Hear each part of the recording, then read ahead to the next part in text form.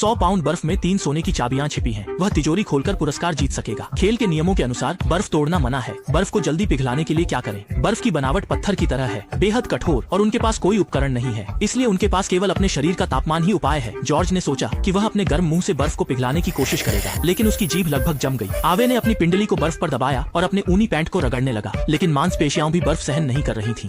लेकिन लाओ वांग थोड़ा चतुर है। वह अपने पूरे शरीर की त्वचा का उपयोग करके गर्मी के क्षेत्र को बढ़ा सकता है ताकि बर्फ जल्दी पिघले। होस्ट ने अच्छे दिल से बताया कि पेट पर गर्मी सबसे ज्यादा होती है। क्या सच में? ओह,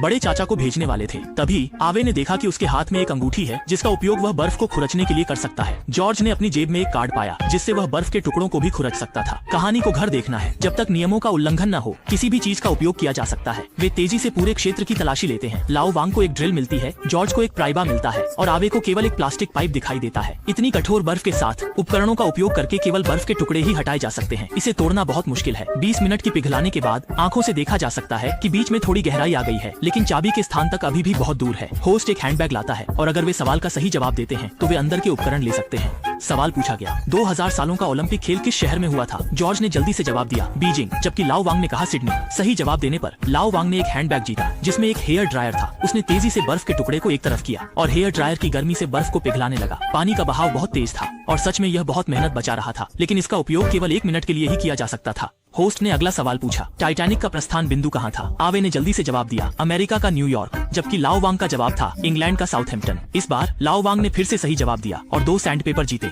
जिनकी खुरदुरी सतह बर्फ को रगड़ने के लिए एकदम सही थी। चाकू तेज है।